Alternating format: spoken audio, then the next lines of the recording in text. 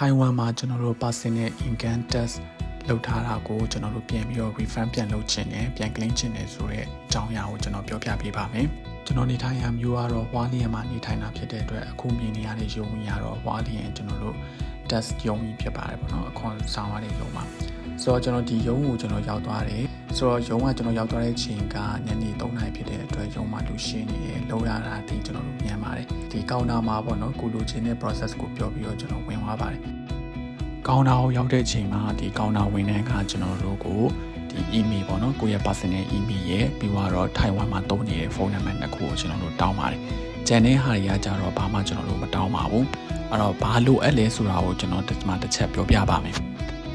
ARC ကပ်ပြားရဲ့ပြီးသွားရင် bank ငွေစုစာအုပ်ရဲ့နောက်တစ်ခုကကြတော့ကျွန်တော်တို့ NHID ကပ်ရဲ့နောက်တစ်ခုကကိုယ့်ရဲ့ passport စာအုပ်ရဲ့ပေါ့အားလုံးကိုမူရင်းပဲယူပါပါ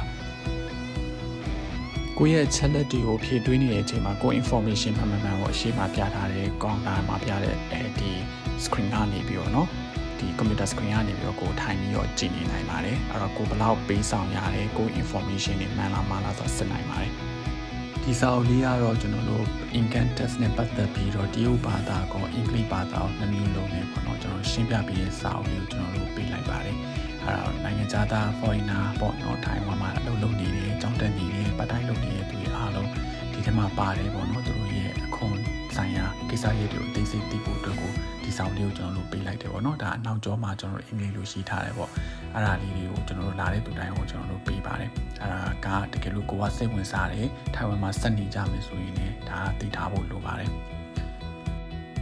ဒီစာရွက်လေးကတော့ကျွန်တော်တို့ကို tax refund ပြန်လုပ်ပေးရဲ့စာရွက်လေးနောက်ဆုံးပြန်ပေးလိုက်တာပါအဲ့စာရွက်လေးကကိုသိမ်းထားမှာပါစာရွက်ထဲမှာလည်းရေးထားပါတယ်9 နှစ်အထိ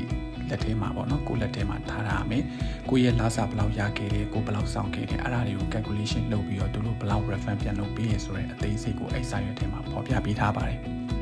ကရွေးကိုကတက်ဆောင်ထားတဲ့ certificate ထုတ်ချင်တယ်ဆိုရင်ဒီစာရွက်လေးကိုယူသွားပြီးတော့အခွန်ရုံးပြန်သွားပြီးတော့ certificate ထုတ်ချင်တယ်လို့ပြောလိုက်ရင်သူတို့ကအခွန်နဲ့ပတ်သက်တဲ့ကျွန်တော်တို့